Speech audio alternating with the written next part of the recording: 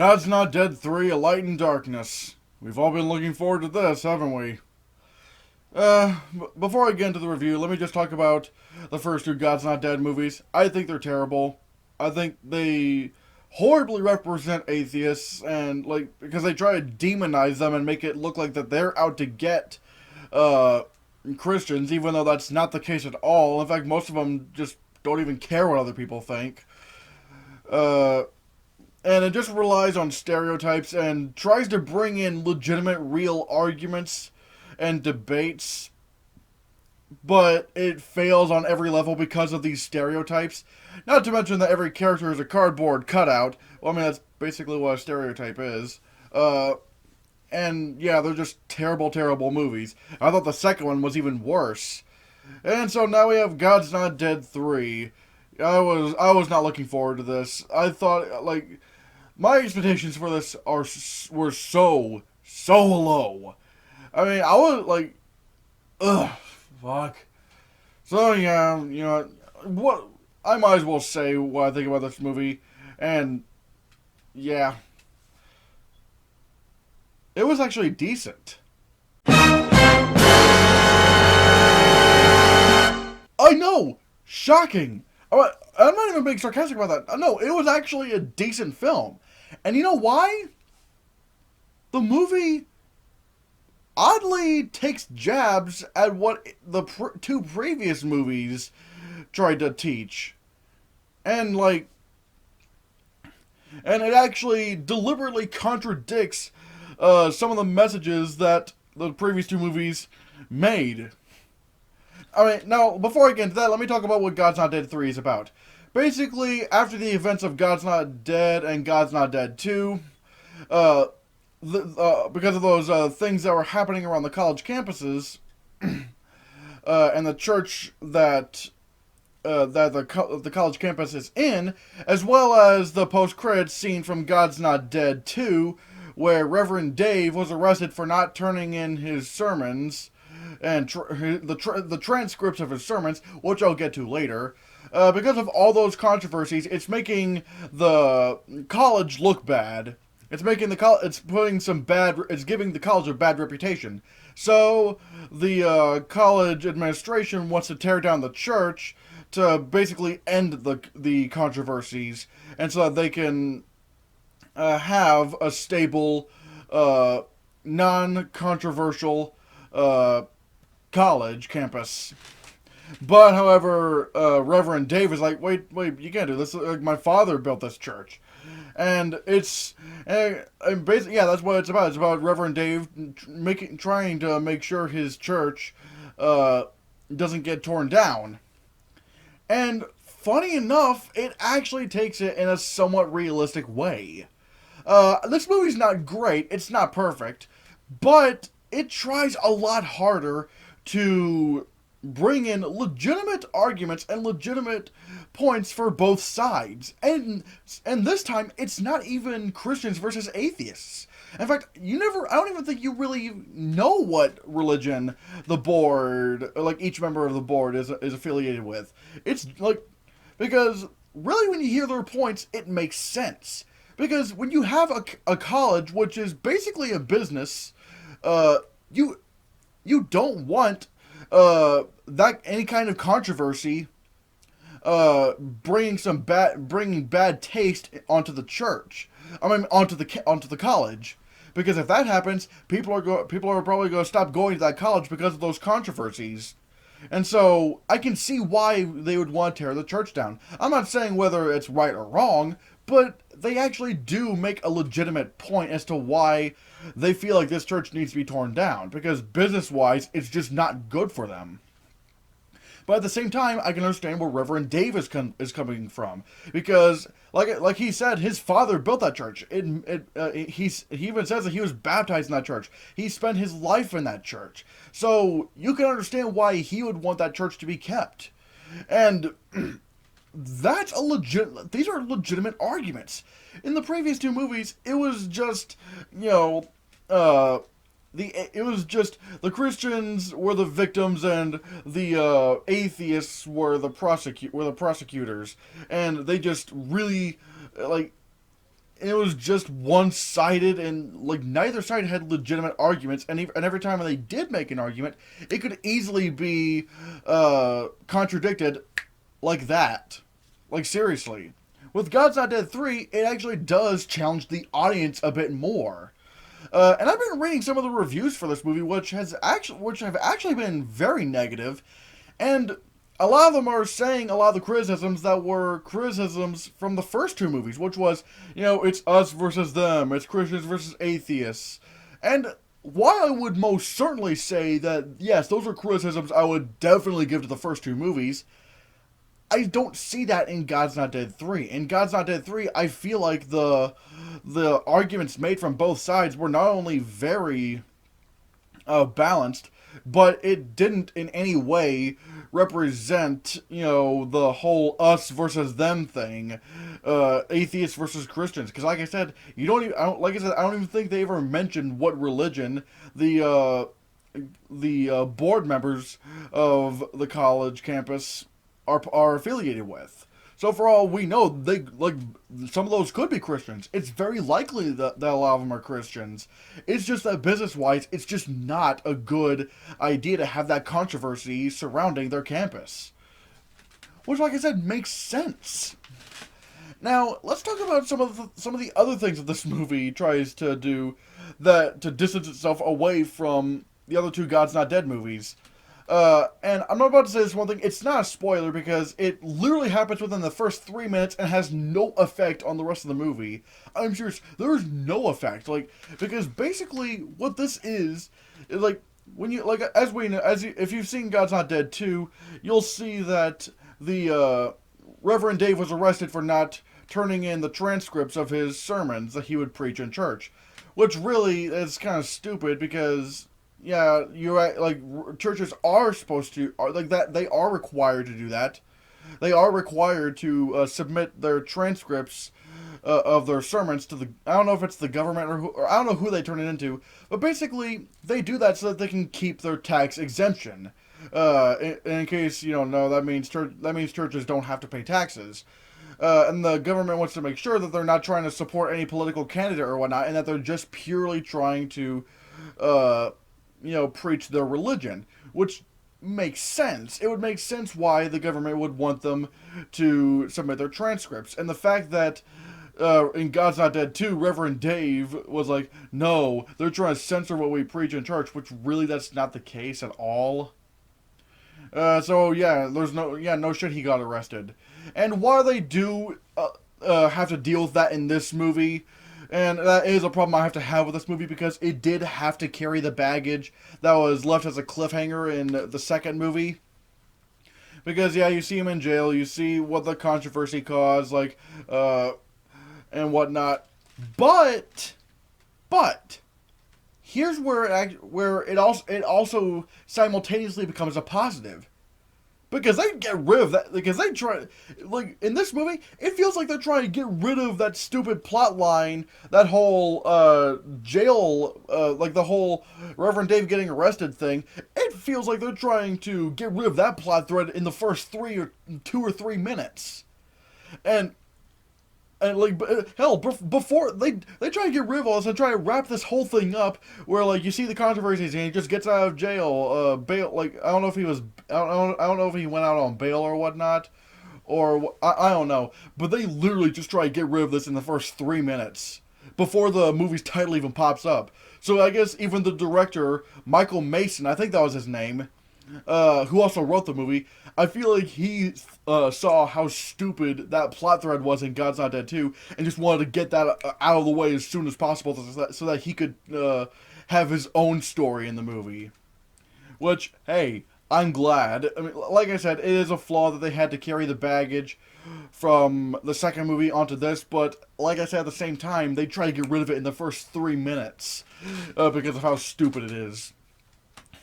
And there are many things in this movie where I mean, I know I've been saying this a lot, where they they teach in this movie, the morals taught in this movie are literally made to basically be rebuttals to what the first two movies said. Because in God's Not Dead 2, there's a character who says, and I really fucking hate this line because it's so offensive.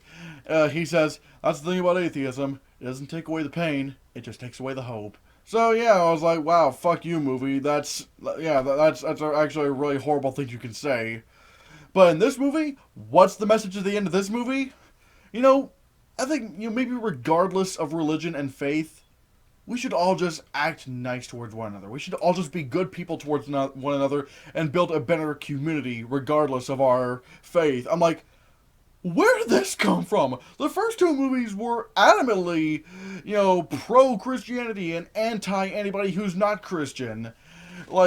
And now this movie is trying to advocate, regardless of religion, let's just be good people towards one another. Let's actually just treat each other like decent human beings with dignity. And hey, I'm fine with that. Again, I'm wondering why I'm just wondering why they did it in this movie. I mean, I'm glad, but I wonder why. And let's talk about the characters. The characters actually act like real people. Like, in the first two movies, it was just stereotypes and just one-dimensional characters. But in this, not everybody is flawless and not everybody's an asshole. Like, whenever somebody does a really horrible thing, they give you a legitimately good reason as to why they would do that. Like, for example, there's a scene that involves Reverend Dave, and I'm not going to give away any spoilers, but he does something that's not good. Something that's pretty bad what he's doing, but at the same time, you can at least understand where he's coming from. Because of the emotional pain he's going through after finding out a certain thing. And so, even though you don't advocate what he's doing, you can at least understand why he would feel this way, because it's a natural human reaction. And whenever someone does something that's also really horrible, really horrible, in a sort of unintentional sense, you see their regret, you see their guilt, and it's not them, trying to find, eventually discovering God as the answer. But, I mean, I think maybe they do try to lean towards God a bit, but, however, it's not it's hard to explain, but they do it in a way that actually does feel like a natural progression, and, yeah. And they actually do humanize these characters. So in this movie, unlike the first two movies, no one is a two-dimensional or a one-dimensional character where it's just, Christians are good and anybody who's not a Christian is bad. No, people are flawless. People will make mistakes and they will do bad things, but they do those bad things because they're feeling a certain way, and it's just it's a lapse in judgment that anybody would probably make. Again, it is hard to explain, but that is a really good thing about this movie. The characters actually do act like people. They're actually people in this movie, and not just flat characters. It even sort of advocates self-doubts. Because there's a character in this movie who's having self-doubts about their religion, and then a Christian tells them, maybe that's not such a bad thing to have self-doubts. I mean, I kind of forget how it went on, because I actually saw the movie on Thursday, and yeah, I know this review is late, but I really had to think about this movie. I really did. But, yeah, it actually does sort of advocate self-doubts a bit. Which is, again, something that the previous two movies would never have done. Even the way this movie ends it doesn't go the way you think it's going to go. It actually had, again, I'm not going to go into spoilers, but it was an ending that I wasn't expecting, but it did feel right. It felt right that this would happen because, there is a greater thing out there. There are, at least in this movie's sense, there is a greater thing out there than just this one thing. again, I'm not going to go into spoilers, but it ended really well. I like the way this movie ended. Oh, and I also forgot to say this. Remember when uh, you remember how in the first two movies, it, like I said, it victimized Christians, making them look like the helpless people who were being attacked. They even sort of make fun of that in this movie, because there's a scene where Reverend Dave says to a black preacher, you know, I feel like I'm being under attack. And then this black preacher says, "Boy, are you listening to what you're saying right now? I'm a black preacher in the South. I could build another church from how many bricks I've had thrown at my windows." I'm like, shit, he's right. I mean, it's weird. It's weird. Like again, it's good, but it's so strange how this movie just so tries to deviate itself morally from the other two movies. And even from a filmmaking perspective, it's a lot more clever. Like I said, the directing is better, the writing is better, the acting is better, even the cinematography. Because in the first two movies, they were just made to look like Lifetime original movies, and it just really looked cheap and looked dull. And again, the cinematography was just boring to look at. In this, there is actually some clever uses of cinematography, sort of as like, to use some images as visual metaphors. Like, for example, that scene where Reverend Dave where Reverend Dave is talking with the black preacher in the church. Like, there's one shot that where basically it cuts to a wide shot of the entire inside of the church, and like while those two are having the conversation, and they're like, you know, small in the shot. Which if you wanted to go into hidden meanings, you could probably say that this is sort of a representation of the idea of God being much bigger than mankind itself, which again is really clever. I like that. This movie actually tries to actually have some legitimate visual storytelling, which is so far from the first two movies. And you know what's also the very big difference between this movie and the other two movies? This is not trying to be propaganda. Because in the last two movies, before the end credits would start, it would have this stupid message where it says, join the movement, text everyone you know, God's not dead. I hated that. That just solidified the fact that those two movies were just propaganda, and that's the only reason why they existed. They don't even do that in this movie. They don't even have that stupid message. That's amazing. Guys, I cannot believe I'm saying this, but I recommend watching God's Not Dead, A Light in Darkness. And I'm shocked to say that because I had zero expectations for this. I thought, hell, maybe even negative expectations. Because I was for sure that God's Not Dead 3 was going to suck ass and be one of the worst movies of the year, just like God's Not Dead 2. I had ass expectations for this movie. But I cannot believe it actually changed direction so abruptly, and actually tried to be a good movie with good characters that weren't cardboard cutouts, that these characters were actually three-dimensional and acted like real human beings with real human dilemmas. So yeah, like, this movie isn't great. Like I said, there are a few problems. Like there is one issue where like I said in the beginning of the movie, like they have, like, even though luckily they do try to rush it and just try to get it out of the way, they still do have to briefly touch on the events of the post-credit scene of God's Not Dead 2, which again is really stupid. But like I said, they do actually try to get rid of that as fast as possible. And there are maybe a couple moments where it gets a little bit God's Not Dead 1 and 2-ish, where someone says something that's very blatant and kind of one-dimensional. But again, that's like the rare, that's like some of the rare stuff in this movie. It doesn't happen a lot. Like, I think it maybe happens like maybe 3 times. And even then, like, it's like I said, it's just brushed off to the side and you kind of forget about it.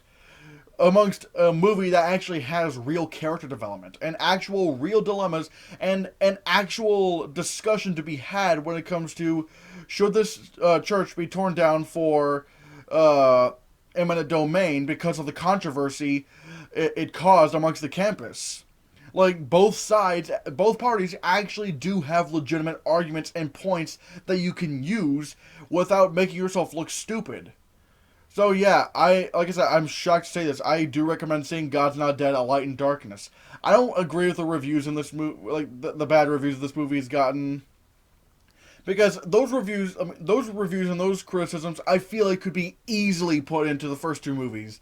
This one, I don't think that's the case. I feel like this movie actually does get it right. So yeah, color me shocked. I'm giving God's Not Dead: A Light in Darkness a 7 out of 10. Look, like I said, it's not a great movie. It doesn't reach the 9 level, which a 9, in case you don't know, a 9 out of 10 or above is, would be considered great.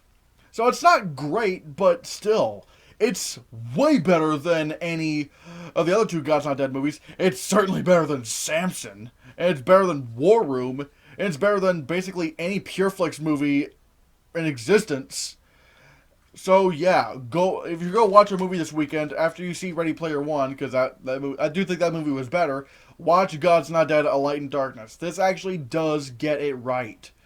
So yeah, if you've seen God's Not Dead 3, what did you think of it? Let me know down in the comments below what you think. Thank you so much for watching. Give this video a like, share the video so we can get the channel circulated, and if you want to see more, click this.